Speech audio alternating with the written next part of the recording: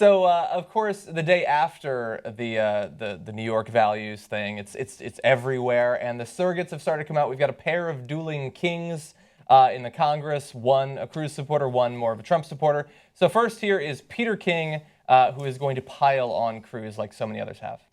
But for instance, when we had the terrible disaster of Sandy, Ted Cruz is one of the guys who voted against us. And then he talks about New York with, being too focused on money. Well, his wife works for one of the major investment banks, great bank, but his wife works there and he got $1 million loan.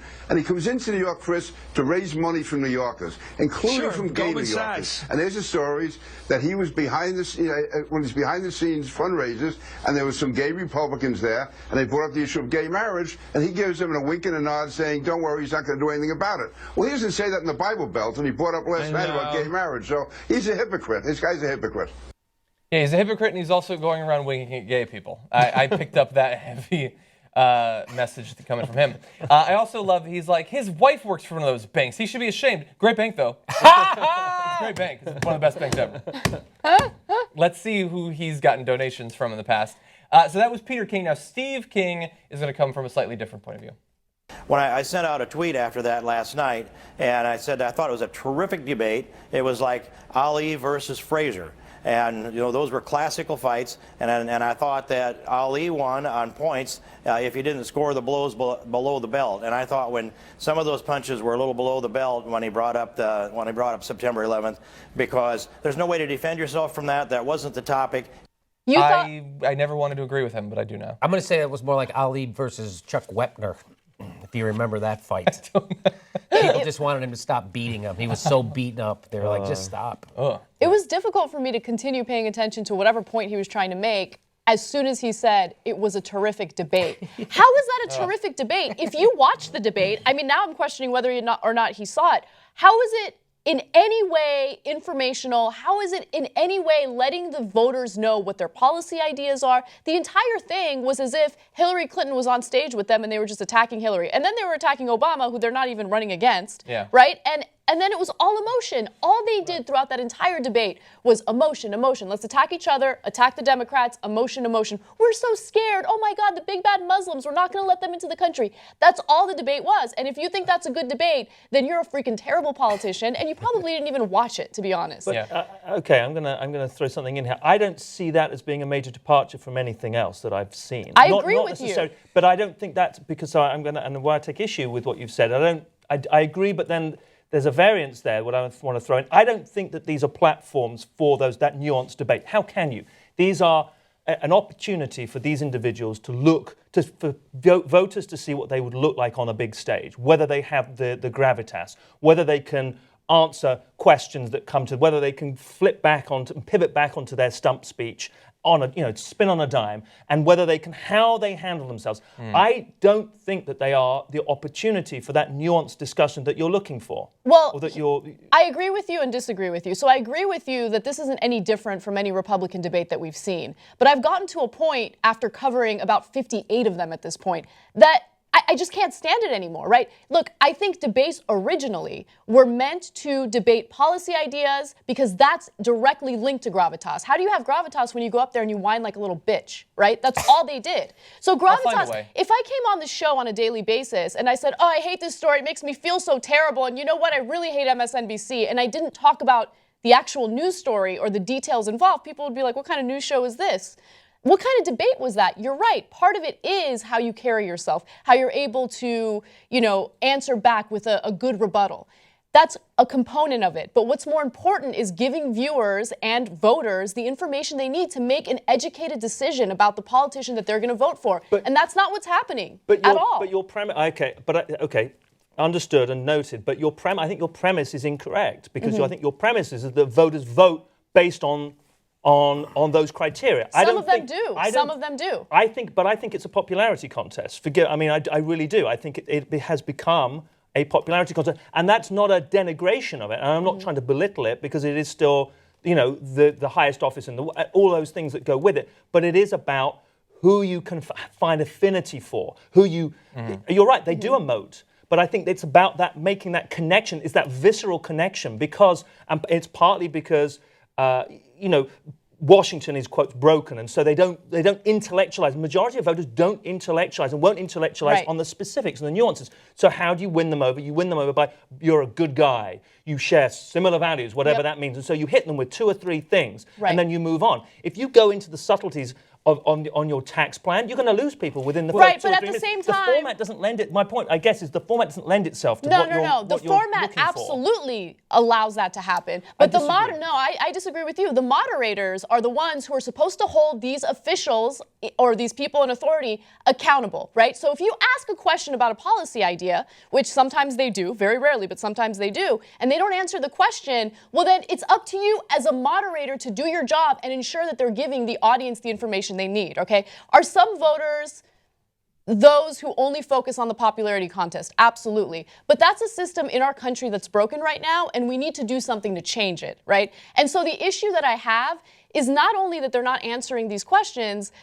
we have people who vote for someone like Bush because he's the type of person that they'd rather have a beer with. Sure. And then he preemptively invades a country, destroys our economy, and everyone's like, what happened? Why did we vote for him? Because you're not getting the information you need. If these debates are about emotions and popularity contests, then we shouldn't even have them. They're a waste of time. But you're living in an ideological kind of nirvana that doesn't exist. Politicians don't answer questions, and it's not just limited to this country. Then why are we having debates? What's the point of a debate if you're not debating ideas? You're just talking about your emotions. Well, that's an interview. That's right, but that's a better question in lots of ways because. And I think that we can also easily look to the other side where we have on the Democratic side.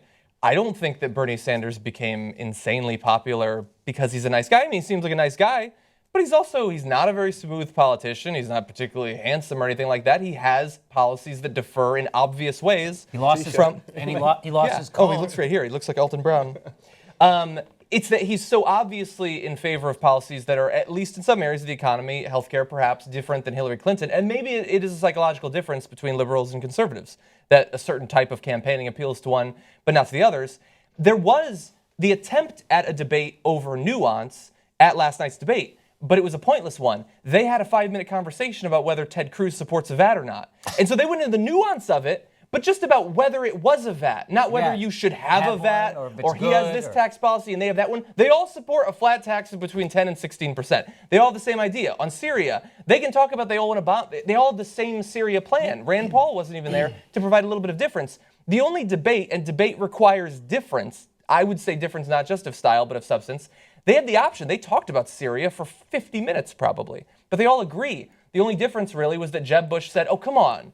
You can't say all Muslims are bad. We need their help in some countries. And I'm making fun of him, but he's 100% right. Mm-hmm. And that is, I think, the only distinction that I saw between those candidates that wasn't purely how big of a bully and what flavor of bully am I going to be.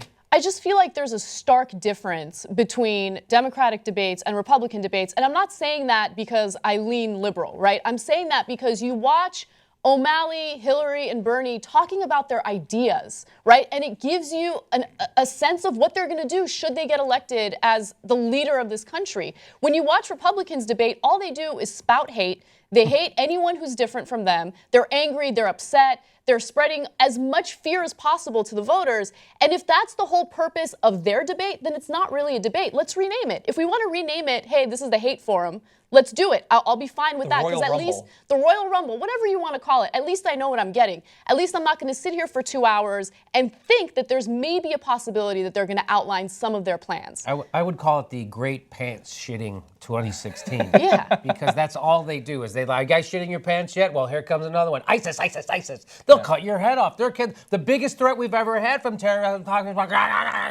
everybody's trying to scare the shit out of the American people. That's all they... You know, the last debate when they said to Chris Christie, hey, you know what, we're going to be paralyzed by fear. You know, how do we fight terrorism without being paralyzed by fear? Mm-hmm. And Chris Christie proceeded to scare the shit out of people more. He doesn't have another button to push. They don't have another level to go to. Yeah. They don't know how to do anything except fear, fear, fear, and hatred of Obama. Obamacare is going to ruin America. It's going to ruin our economy. It's going to take away your health care. None of that shit happened. It never. Ebola didn't take over America. The the federal government did not invade Texas that they already own. None of this. So all this Benghazi, none of it, it's all made up, none of it. So that's the only button they have is to scare the shit out of people. I just feel like debates like that are a distraction, and they're purposely a distraction because they don't really have policy ideas.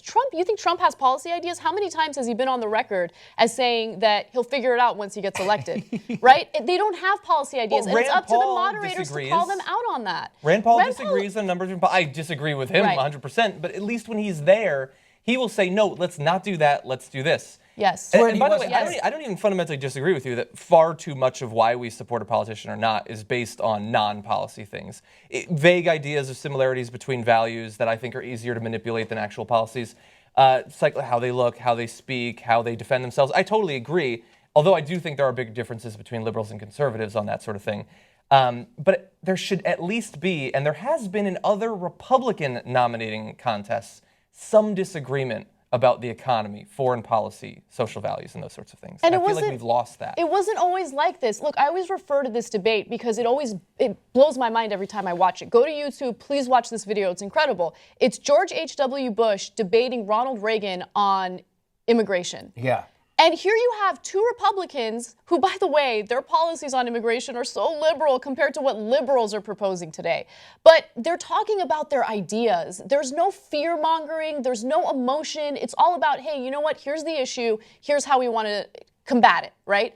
And we've moved so far away from that, and Americans have gotten comfortable. And look, understand that I agree with you that it has become a popularity contest, which is why Trump is the front runner for the Republican Party. But I want to do something to change that. I don't want to sit back and accept it. Okay, so let me ask you a different question then. So why has that, what's brought that paradigm, that shift about then?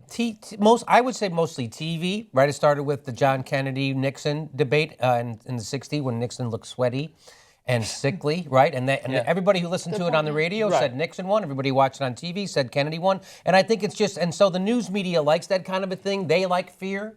War is good for news ratings. So is terrorism. So they like all that stuff. They like sound bites. And I think it's that. I think that has had a corrosive effect on our politics for sure. But now it's like they're completely just they're appealing to their nut jobs and their donors. That they don't seem to be appealing to regular people anymore. I think that there's a number of factors, and the media is one of them, right? Because right now there is such a competition for ratings that you want to sensationalize things. And so the little drama is what gets people to watch. And I think a lot of media outlets, including the moderators that, do these debates, capitalize on those moments, which is why in several of the Republican debates, they don't even ask questions. What they'll do is they'll say, hey, Trump, Cruz said this about you. What do you have to say about that? And then they fight, right? So that's not a political debate. That's a cat fight. It's good for ratings, but it's not doing anything for our democratic process. And so that's really the point I'm trying to make. And again, I agree with you. It's become a popularity contest. We got to do something to change it. Yeah. And I think Bernie Sanders is getting money out of politics, and wolf-pack.com is a big first step into fixing the situation we're complaining about. That might help. I don't see it shifting. I don't see it shifting. You're saying it's never going changing. back to. No, I think it's going to. I think it's going to continue. I think it's. You don't think Bernie Sanders is changing it a little? I think Bernie Sanders, that a lot of people are actually listening to him because they show that independents like him way more than the other candidates, and even some Republicans say they will vote for Bernie Sanders, right? Which they don't say that about Hillary Clinton. So some people are listening, and I think. That you got to push back against it, and I think Bernie Sanders is a pushback against all this shit that we're all agreeing that we don't like.